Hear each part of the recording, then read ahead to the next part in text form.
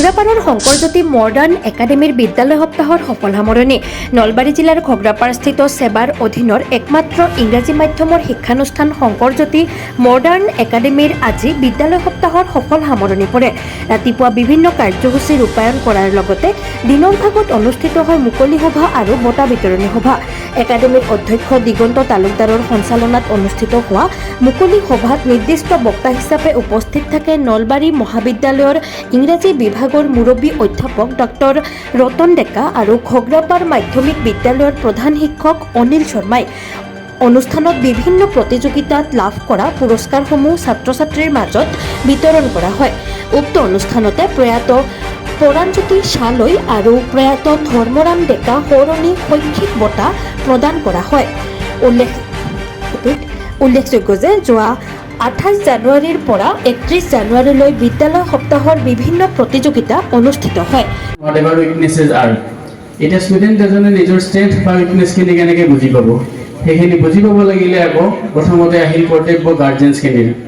অৰ্থাৎ যিখিনি অভিভাৱক বা অভিভাৱিকা আছে তেওঁলোকেহে প্ৰথমতে গম পাব যে এই ল'ৰাজন বা এই ছোৱালীজনী কোনফালে গ'লে বেছি ছাকচেছফুল হ'ব পাৰিব, বেছি সফল হ'ব পাৰিব। গতিকে দাঙিব নোৱাৰা বোজা এটা মই অভিভাৱকসকলক অনুৰোধ জনাইছোঁ যে যিবিলাক বোজা ষ্টুডেণ্টবিলাকে দাঙিব নোৱাৰে তেনেকুৱা ধৰণৰ প্ৰেছাৰাইজ এটা ছিটুৱেশ্যন ক্ৰিয়েট কৰিব নালাগে। যিটো প্ৰেছাৰাইজ ছিটুৱেশ্যন ক্ৰিয়েট কৰাৰ ফলত ষ্টুডেণ্টসকলৰ যিখিনি এবিলিটি থাকে সেইখিনি এবিলিটিও নোহোৱা হৈ যায় আৰু পিছত গৈ পেলাই হীনমান্যতাত ভোগা ধৰণৰ কিছুমান কথা হ'বলৈকে ধৰে আমাৰ সমাজত। সেইটো হ'ব নালাগে। গতিকে নিজক চিনি পাব লাগিলে সেই উদ্দেশ্যটো সদায় বাস্তৱধৰ্মী হ'ব লাগে, যিটো উদ্দেশ্য আমি জীৱনত এটেইন কৰিব পাৰিম।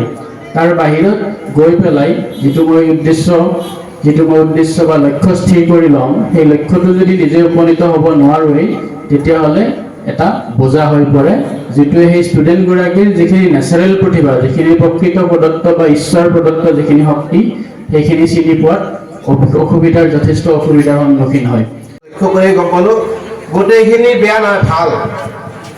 দেখাটো ভাল, পঢ়া শুনাটো ভাল, হয়নে নহয়? না বেয়া? ভাল, নিশ্চয় ভাল। কাৰণ অকল শিক্ষা অকল এদিন মানে জানিলে মানে ব্ৰেইনত বা জ্ঞানটো থাকিলেই নহ'ব, তাক দিব জানিব লাগিব।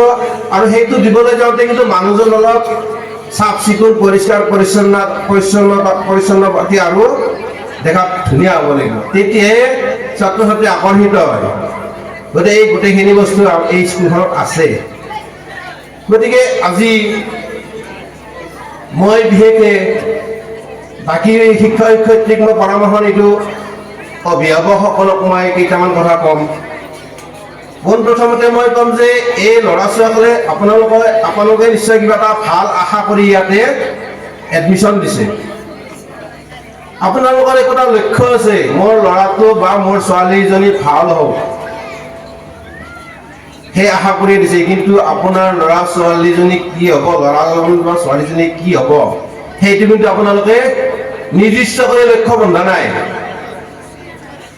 কাৰণ আমি আনক অনুসৰণ কৰোঁ, অমুকৰ ল'ৰা ছোৱালী অমুক হৈছে, ল'ৰাটোৰ আগতো কওঁ, ছোৱালীটোৰ আগতো কওঁ, এই অমুকৰ ল'ৰা ছোৱালীক চাবচোন, তেওঁলোক ডক্টৰ হৈছে, ইঞ্জিনিয়াৰ হৈছে, আমাৰ হ'ব লাগে, সিহঁতক দেখিছে নেকি এইখন গাড়ী, টকা পইচা ঢেৰ, আমি সেইটোৱে ল'ৰা ছোৱালীটোক সন্মুখত দেখুৱাওঁ।